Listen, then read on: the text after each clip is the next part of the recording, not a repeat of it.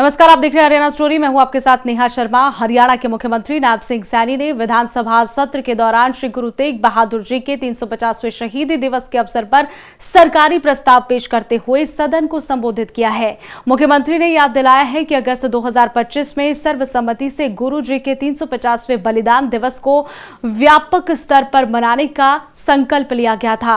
उन्होंने ये भी कहा कि गुरु तेग बहादुर जी का जीवन भारतीय सभ्यता की उस आत्मा का प्रतीक है जिन्होंने धर्म और सत्य की रक्षा के लिए खुद को न्योछावर कर दिया। साथ ही कई अन्याय और अधर्म के आगे भी सिर नहीं उन्होंने झुकाया। साथ ही उन्होंने क्या कुछ कहा, आपको ये रिपोर्ट दिखाते हैं।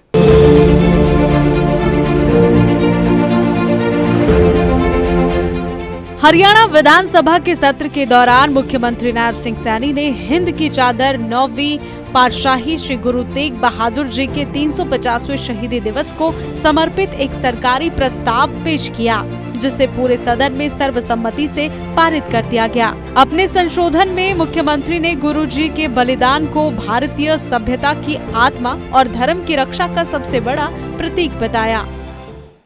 उनकी याद में हमने उनके नाम से भी प्रतियोगिताएं स्कूलों के अंदर आरंभ कर दी हैं। लगातार बच्चे उनके नाम से लेख भी लिख रहे हैं, पेंटिंग प्रतियोगिता भी हो रही है, ताकि उनके जीवन से हमारे बच्चों को प्रेरणा मिले कि छोटा बच्चा जब किसी धर्म और अपने विषय के ऊपर अडिग होता है तो वो टस से मस नहीं होता। एक साहस का प्रतीक उनसे हमें प्रेरणा मिलती है। हमारे हरियाणा के लिए बड़े गर्व की बात है जब माननीय प्रधानमंत्री जी यहाँ 25 तारीख को आए, गुरु तेग बहादुर जी के 350वें शहीदी को आकर के उन्होंने नमन किया।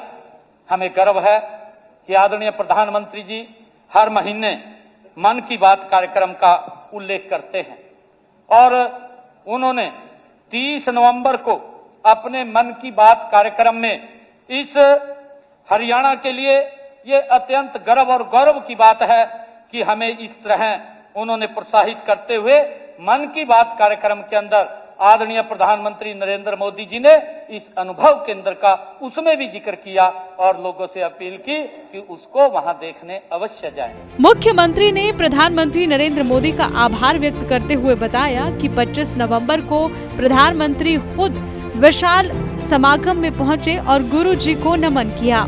उसी दिन प्रधानमंत्री ने कुरुक्षेत्र में महाभारत थीम पर आधारित अनुभव केंद्र और भगवान श्री कृष्ण के पवित्र शंख के नाम पर पंचजन्य स्मारक का भी लोकार्पण किया। प्रधानमंत्री ने गुरु तेग बहादुर जी को समर्पित एक विशेष सिक्का, डाक टिकट और कॉपी टेबल बुक भी जारी की। 30 नवंबर को प्रधानमंत्री ने अपने मन की बात कार्यक्रम में हरियाणा के इन प्रयासों और अनुभव केंद्र की सराहना की।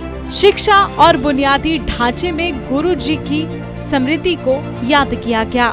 दरअसल गुरु जी के जीवन दर्शन को सभी तक पहुंचाने के लिए कई निर्णय लिए गए हैं। चौधरी देवीलाल विश्वविद्यालय में एक विशेष चेयर स्थापित की जाएगी। साथ ही गवर्नमेंट पॉलिटेक्निकल अंबाला का नाम गुरु तेग बहादुर जी के नाम पर रखा जाएगा, जिसका निर्णय लिया गया। साथ ही किशनपुरा में गुरु तेग बहादुर कृषि महाविद्यालय खोलने का निर्णय लिया। कलेसर में गुरु जी के नाम पर एक विशेष वन विकसित करने का भी निर्णय लिया गया। जन भागीदारी और श्रद्धा का भी उदाहरण दिया गया है।